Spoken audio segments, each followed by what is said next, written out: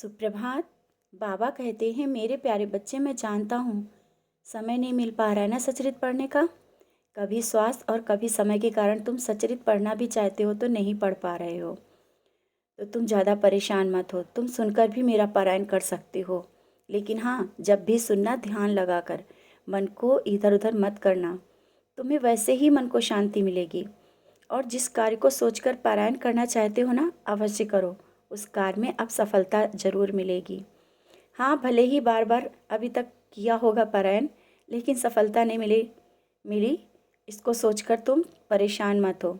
अब समय आ गया है, पारायण करो, तुम्हारा पारायण सफल होगा। आवश्यक नहीं कि तुम मेरे लिए बहुत ही अच्छे वस्त्र, चमक वाले वस्त्र बनाओ। बच्चे, मेरे वस्त्र ऐसे होने चाहिए जो तुम रोज़ मुझे धोकर पहना सको। क्योंकि जिस तरह से तुम्हें साफ वस्त्र, धुले वस्त्र पसंद है ना, वैसे मुझे भी मेरे वस्त्रों को रोज़ धो लिया करो। और ये मत सोचो कि क्या भोग लगाओ।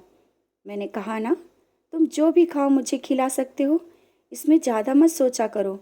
जिस तरह से तुम सुबह की सब्ज़ी शाम को खाते हो, खाना व्यर्थ नहीं करते हो, तुम मेरे लिए भी अलग निकाल कर मेरा भोग लगा सकते हो। क्योंकि मैं नहीं चाहता कि ज़्यादा अन्न बर्बाद हो और वो बाद में व्यर्थ जाए। बच्चे, जो तुम खाओ वह मुझे खिला दिया करो। मैं तो तुम्हारे भाव का भूखा हूँ, और मैं तो स्वयं किसी न किसी के रूप में जब तुमसे जो भी लेना होता हो ले लेता हूँ।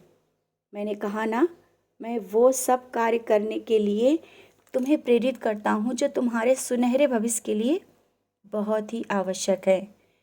और जब भी किसी को कुछ देते हो या उसकी मदद करते हो, आवश्यक नहीं किसी से कहने की।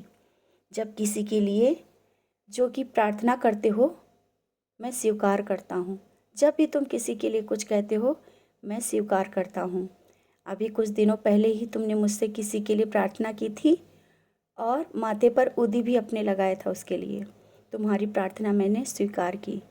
ये चमत्कार देखकर जिसके लिए प्रार्थना की वो भी मेरे करीब बढ़ते आ रहे हैं। लेकिन जो भी ये हुआ, उसको बार बार किसी से कहने की कोई ज़रूरत नहीं। किसी के लिए कुछ करने के बाद कहने से वो व्यर्थ हो जाता है। इसीलिए कभी भी किसी के लिए जो भी दान या मदद करो, अपने तक ही रखो।